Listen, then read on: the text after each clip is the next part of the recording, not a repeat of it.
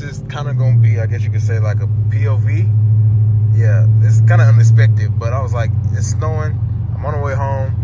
I'm gonna do a little POV, let y'all like see how it is driving since it's cammed and stuff now. Only reason why I am driving it home and it's snowing, some of y'all probably like, you crazy for doing that, but it's not really sticking to the road. Like, it hasn't just been cold here for it to stick to the road. Like, it's just sticking to the cars and that's it. And like, the buildings and stuff, but so far, I mean, it ain't really sticking to the road, so I think I'll be fine. Of course, the roads is a little slick, so I might not be able to do like a pull, but I might be able to get on it a little bit, like a slow pull, but we'll just see. Y'all just stay tuned. I know a lot of people have been asking for this. A lot of people also want me to do like go to Mexico, do like a 0 to 60, or it's like 0 to 100, 60 to 130, stuff like that.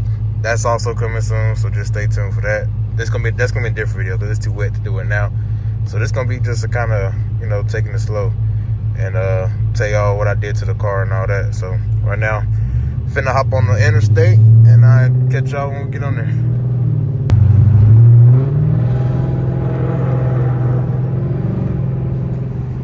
And I had to let the engine warm up for a while. When I started up, the engine was like on 40 something degrees, and now it's only on 174, so we're warmed up now. The oil should be kind of warmed up. So I get a lot of questions of what exactly did I do to the car. Basically, a lot of people just think I'm just cammed and all that. I didn't really make a video of everything in detail what I did. I just did the important stuff. Like, if you watch the videos, then you would know. But I didn't make separate videos for each and everything. So a lot of people been asking, what did I do? I did a lot of stuff, I'm not gonna lie. So I did the cam, obviously, stage 2 cam from comp cam, and I did the non-NBS lifters. It's basically like Hellcat lifters. There's really no such thing as just Hellcat lifters. It's really just non-NBS lifters. So that's what I did. It's the same lifters that come in the Hellcats or whatever. So I did that. What else did I do? I did a performance timing change from HHP, high horsepower performance. I think that's what it is. And what else did I do? I'm trying to think of everything I did on the block.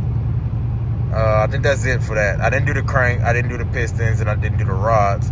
Only because them are pretty strong from the 5.7s from factory. Now, if it was like a scat, like if I had a 6.4, then I probably would have, that's a big maybe, because I don't know if I would even want to boost that motor anyways, but I'm not really planning on boosting this motor. I don't know yet. So I just didn't really worry about it. But they stronger than the 6.4s from factory anyway, so, and it look pretty good. It's still doing pretty good. So that category was all good to go. Let's see what else. I think that's it for the block. So just the cam, the lifters, and the time oil pump. The oil pump, I got a milling high performance, high volume oil pump. It's basically, again, like a Hellcat oil pump. It's just an aftermarket oil pump from milling that a lot of people go through. Only reason why I didn't go with the Hellcat, I think it would have bolted right up, because it bolts right up to the newer 5.7s. I don't know, I just went with the milling instead of the Hellcat oil pump. Which is what I wanted to go with, that's what I did. And it's been doing pretty good. Like right now, my oil pressure is on 74, which is, I think, a little bit higher than what Hellcat, they might be around this, but like when I'm idling, it goes down to like 60, maybe 50s. But like when I'm rolling or whatever, when I get on it, it'll go up a little bit. So yeah, I like it. It keeps everything lubricated, because y'all know with the Hemis, they have a lot of Hemi ticks. Well, not the old generation, the newer generation, because of the VVT and all that. So that's basically everything I did the block. Oil pump, lifters, cam, and performance timing change. So the next thing I did was I upgraded my head. So as some of y'all know, the 03 to 08 Hemis, or the 05 to 08 Chrysler 300s and the Chargers and all that, they came with pre-Eagle heads. The pre-Eagle Hemi, which came with the pre-Eagle heads. And the 09 and up, to like 09 till now, it's the Eagle Hemis.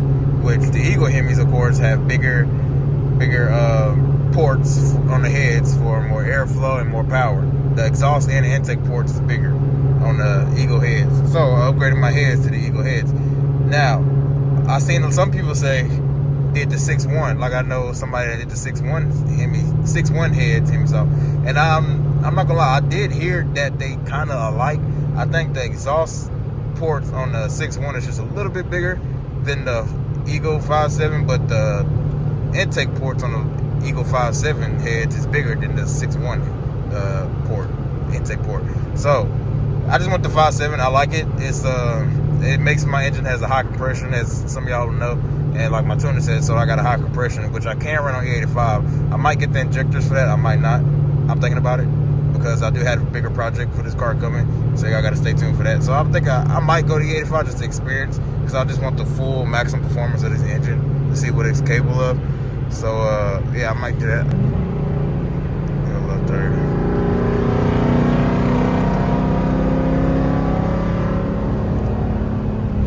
That was like half draw. Like I said, it is kind of wet still, so I ain't gotta really just get on it. But yeah, so heads, I upgraded my heads. I got Eagle heads, and they're pretty good. And they are bigger than the pre-Eagle Hemi heads. And I think you can, I can't remember the exact horsepower performance of like what it gains from the swap. But I think it's a pretty good amount. I'm not gonna lie. I think it's like, I want to say anywhere between 15 to 30, might be even more. I'm not sure. That's just me guessing. I didn't really look up the big difference. Like I said, I just know the ports is bigger. And I do got an open row right here, so I'm gonna hit it a little bit for y'all. So since we do got an open row right here, I'm gonna just go ahead and hit it for y'all. Since we got an open row.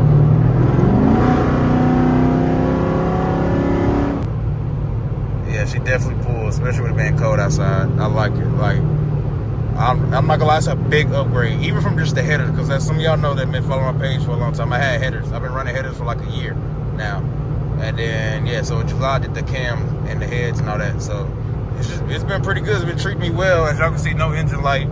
And other than the heads, what's next? I did the 392 manifold.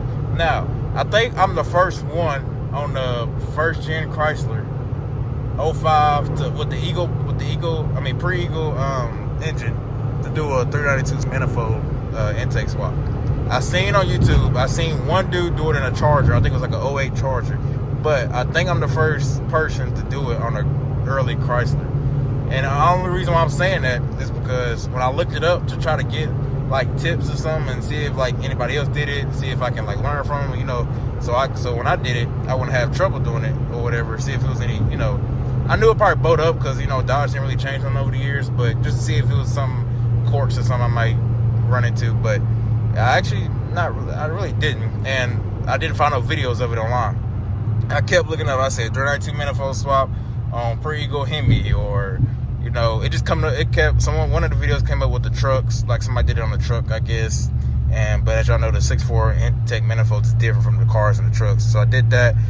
And I mean, like, that came up. I didn't see not one with the early gen Chrysler. All of them was later gen Chryslers. Like, I had to keep putting in their pre-Eagle, and it still was coming up just later gen Chryslers, later gen Chargers, Challengers, and all that. Not a first gen Chrysler. So I'm gonna claim right now that I'm the first person to ever do a 392 swap on the Eagle Hemi Chrysler, a pre-Eagle Hemi Chrysler on the early gen Chrysler.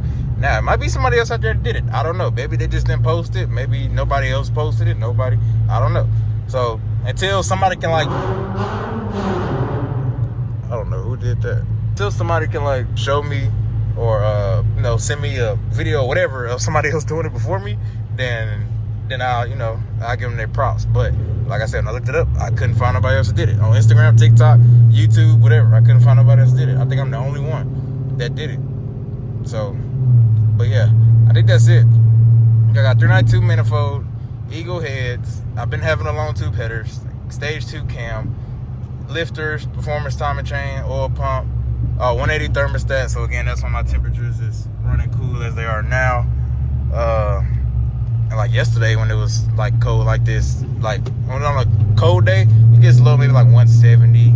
It don't really go over 180 unless you just like high revving it, I guess, all the time or something, like just rolling. I mean, like got it in menu mode and just keeping the engine RPM up. It might get up to like 181, and that's it. But even in the summertime, like it didn't really get up high. I did have to change this thermostat once, like ever since I built it in July, and I think like last month or 2 months ago I had to replace it already. But so far it's been doing pretty good. But Mopars do go through a lot of thermostats, especially when you build, especially the Trackhawks. They always going, when you do a 180 thermostat, it always going out. So yeah, that's what I did. And I think that's technically everything. I did want to do the Hellcat brakes. I did order the back calipers. I just didn't get the rest. And it's one reason why, and y'all just have to stay tuned to the reason why I didn't do that yet. But I think that's basically it, really. I think that might be it. Like I said, I did the manifold, the heads, the 392 manifold heads, lifters. I already had long tube headers, performance timing chain, and the cam. I think that's it. I want to upgrade my tire size to 305 in the back, 275 in the front. I'm going to do that sometime soon because my tires in the back are getting pretty bald. Anything you always want me to do to the car, just let me know. If y'all do want me to go on E85, let me know. I would definitely just go ahead and order the injectors and the fuel pump and go ahead and make a video about that. But yeah, other than that, I think that's really it. But yeah, I officially have I think I have a one of one, to be honest, because like I said, with the 392 manifold, I haven't seen nobody else did it. So with that being said, that's why I'm claiming like a one of one, and I'm finna go on E85. Like, it's rare. I'm telling y'all, especially where I live in Tennessee, it's rare to find a fully built first gen Chrysler 300. Like, it's rare. They all newer gens. You know, newer gens got exhaust or, you know, intake, sometimes long tube headers or whatever. Some of them might be cam. And maybe like newer Chargers, but first gen Chryslers, I don't think I ran into one in Tennessee so far that's been cam. So it's rare, I'm telling y'all. So I might have a one of one. I'm gonna claim one of one Chrysler 300C, a full bow tone and cam. Let me know what y'all think about that. And do y'all like the build? Like, cause I know some people was like, you should have just went on the Hellcat swap. You should just went on the scat swap. That I definitely wasn't finna scat swap. My plan was to never scat swap this car, because I already had a 5.7. And if you know about the Hemis and stuff, you know, everybody knows that the 5.7s are stronger than the 6.4s, and they are better than the 6.4s. And some people, that's arguably, you know, some people like, no, it's not. The 6.4s are better. The 6.1s are better. Only the 6.4 is just weak. Like, it's weak. The internals is not strong like the 5.7. The only strong point on the 6.4s is the crank, I believe. And then on the newer ones, like, they got that BGE block or something like that. That's really the only thing. But like pistons and all that, it's not. If you want to boost it, you can't boost a scat because you're going to blow that thing up. Right now, if I want to throw a Hellcat supercharger on this, I could, and it would be perfectly fine. I think all I might have to do is just get the piston rings, and that's it. Other than that, perfectly fine. 6.1. The reason why I didn't do a 6.1 manifold is because it's aluminum, and I hear they hold in a lot of heat. The 6.4 is plastic, just like the 5.7 is plastic. So I don't know why they did the 6.1 aluminum, but I do know a lot. Now, I did see a lot of people 6.1 the early 5.7, but not 6.4 swap on a 5.7. So, but like I said, I didn't want to do that because it's aluminum, and I heard that it holds in a lot of heat, and Hemi's heat so good as it is now, so I didn't want that. Yeah, 6.4, I think it just breathes in better air anyways. And the only thing I do got to figure out is the valves that's inside the 6.4 manifold. I can't get it to open and close when I reach a certain RPM. Like, as some of y'all know, the 6.4 intake manifold has Chrysler 300, but it's a V6, and of course it's not built. But yeah, they got the valves on the inside, and they open up to when you get a certain RPM, so let more airflow in, so you can have better top end power. I can't do that. Like, I got the control module and all that to do it, but when I plug it into my coil pack to read the RPM, so to let it know when it opens, it throws on the check engine light for my coil pack. So if I played up to like my 5th coil pack on cylinder 5, it comes up and say ionization coil pack cylinder 5 or whatever like that. And I'm like, well, dang. So, and it started trying to misfire. So, but when I read it, it gets power. Like the end of that pigtail, it gets power. So and it gets the ground. So I don't know why it's doing that. I'm gonna have to figure that out. So right now, I think the ports and the intake manifold is just like, or the valves is just like in the normal mode, I guess. So I know when I dyno it, which dyno video is coming soon, I know I'm gonna be missing like 20-30 horsepower up top, because I heard that's a big difference that it can make, which I'm kind of upset about that. But with that being said, I think that's basically everything. If y'all got any questions, comment down below or message me on Instagram at ExoticAJ. Other than that, yeah, I'm happy with the build. Y'all let me know what y'all think about the build. Y'all like it? Y'all mess with it? If y'all got any questions, like I said, let me know. I'm down to help y'all out. It's a red light coming up here, so I might do a little launch for y'all. I know I might spin. Because like I said, it is kind of wet, but and it sounds good. The only thing I do miss ever since I like been in headers and cam, like the headers, I still have my pops, but like now I don't have the pops and stuff no more because it's cam. But I ain't really a big deal. I guess a wreck happened to something right there. But yeah, I love this build. I've been, ever since I've been done with it, and I did it myself too. So John's gonna spin. I can't get a good line because it's wet. My tires are damn near bald. But yeah, it pushes a lot of power. I can't wait to dyno it. Dyno is coming less than a week, so y'all just stay tuned for that video. It should be this weekend. And I need to get some better tires. But yeah, and my RPM, I love that it raised my RPM. RPM is like, my rail line is like at 6,500 right now. So, which is a big difference. Oh my God, it's a big difference. And I love it too, because it just screams and it just pulls. Because as y'all know, the 5.7's rail line is like 56, 5,700 or something like that. Now it goes all the way to 6,500. And I love it. It's been lovely. It's been treating me well. Trips to Mexico and everything. It's been, yeah. So, now, oh yeah, and you will need an AFR. The recent mod I did was this AFR gauge. I didn't make a video of it, but if y'all do want a video of it, let me know. I would do one.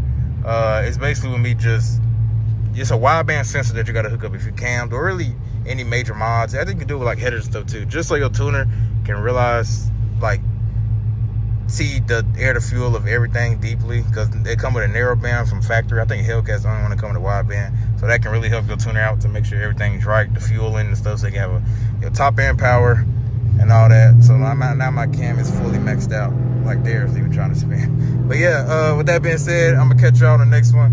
I hope y'all enjoyed this. I'm gonna do another POV when it's dry and I can actually do a lot more pulls and digs and all that. So y'all just stay tuned, hit the bell, like, comment, subscribe, and I'll catch y'all next one. Peace out. I normally don't let my gas run this low, but I didn't feel like stopping. But I'm gonna let y'all hear what it sounds like. She dirty too. She need a wash. But yeah, sound good, man. Subscribe, follow. Let's get it.